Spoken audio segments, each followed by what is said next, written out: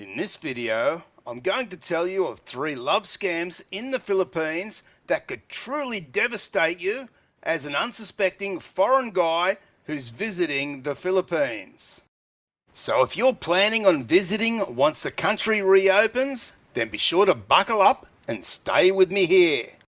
Just quickly, if you're dating a Filipina and are looking for peace of mind whether she's genuine or not, then why not check out my friends at Love Guardians, who are experts on cybersecurity with a detective on the ground in the Philippines.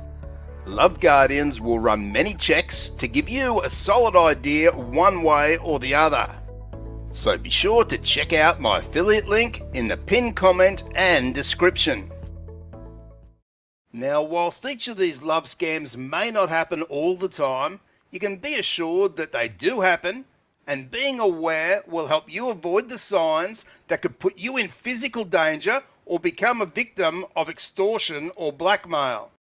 Straight up, I want to say that from my experiences in the Philippines, that I've found the vast majority of Filipino people absolutely wonderful, very friendly, and very helpful.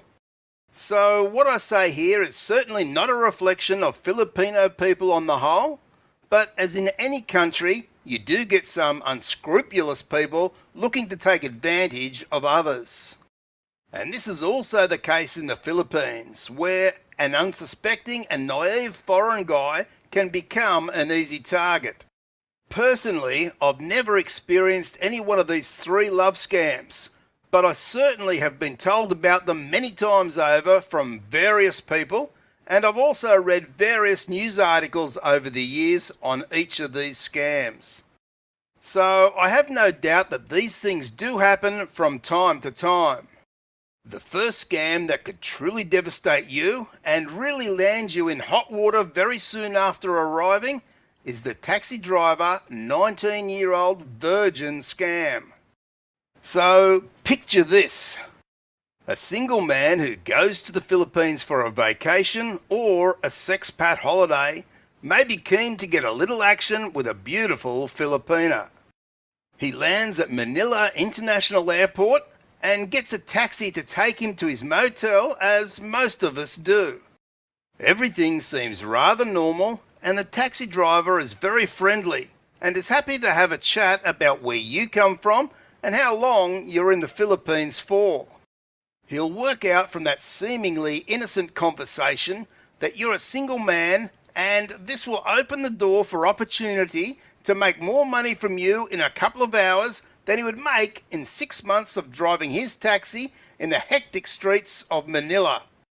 So what he'll do is tell you how he has a very beautiful 19-year-old niece or cousin who just happens to be a virgin, who's looking for a nice man to have her first experience with. And of course, to the unsuspecting foreigner, he thinks he's hit the jackpot and can't believe his luck.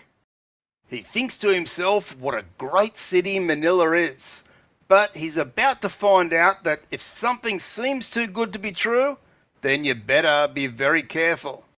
The taxi driver will take you to a motel room where, yes, a beautiful and very young Filipina is waiting on the bed dressed in lingerie. As you get to know her a little better, you may start to try and get a little romantic with her, and all of a sudden, 2 or 3 police officers will come crashing through the door. Well, whether they're real or fake police officers, who knows? But either way, your dream vacation is now about to turn into a nightmare. The police officers, who are no doubt in on this scam, will tell you that they believe you're in the company of a girl who is a minor. They may ask for some sort of ID from the girl, and to your shock and horror, she's much younger than 19. In fact, she may only be 15. These so-called police officers will tell you that you now will be charged, and of course, you know what the legal system is like in the Philippines and how you can be sitting in a Filipino jail for years before your trial even comes up. So naturally, you're seriously scared. A foreign guy, perhaps for the first time in the Philippines, now potentially is facing years in jail. And what these so-called police officers may offer you is a way out. And that is to pay a hefty fee, which of course may be negotiated, for you to be able to walk free and go about your holiday. And of course, you may or may not be facing 3 corrupt police officers, but either way, do you really want to be taking those chances in the Philippines? So many guys will cough up the cash out of fear, which of course the taxi driver, the girl, and the so-called police officers, and most likely the motel manager, will all share together.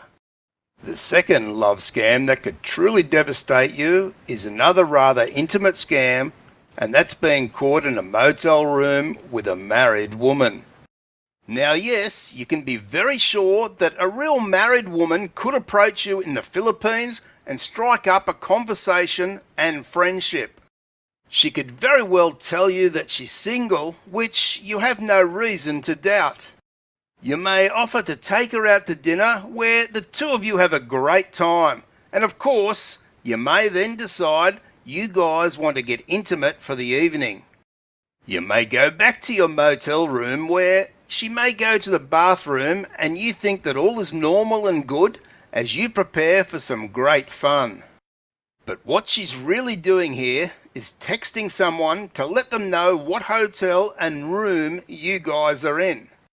That person, most likely her husband, will come knocking on the door with maybe a friend or two, where they'll inform you that you're making love to a married woman, which of course in the Philippines is illegal and can carry a prison term of around 6 years. And remember, ignorance is not an excuse in the eyes of the law. You're in the Philippines under their local laws, and right here being caught in an intimate situation with a married woman puts you in deep hot water. But of course, the woman and her husband don't really want to put you in jail. And of course, you may not realise that she would also be in trouble because she's committed adultery. So she would also most likely be charged. All they're looking to do is to scare you enough so they can walk away with some of your hard-earned cash, which again will always be negotiable. The third love scam that could truly devastate you is that you come across an attractive Filipina who, after chatting with, offers you to come to a party that her family is having for one of her relatives. She'll tell you how many people will be there and how it'll be a great day, and you're most welcome to come and enjoy the drink and food, and you may even be able to stay for the night. You may see her as very sweet and innocent, and she may seem very genuine, that you really want to get to know her a little more, and of course, a party in the Philippines sounds very cool. She'll tell you that her family's house is in a province area just outside of Manila, but she'll take you there, which may be a bus ride for a few hours. You agree to go and end up in a province area where there are several people all drinking and seemingly having a great time. They may even welcome you and offer you plenty of Red Horse beer, which you gladly partake in. But before you know it, you're a little under the weather and things take a turn for the worse. 4 or 5 Filipino guys will start hassling you for money and telling you that you've had a good time and now you need to pay. And of course, if you refuse, then they'll bash you and take what money you have. So a serious word of warning here is never be drawn away by anyone, no matter how cute she may be or how nice she may seem. Remember that you're in a foreign country where you need all your senses and common sense at all times, or things can become rather uncomfortable very quickly. For more valuable free information around scams in the Philippines, be sure to check out the playlist on screen now. And be very sure to subscribe, and I'll see you in the next video.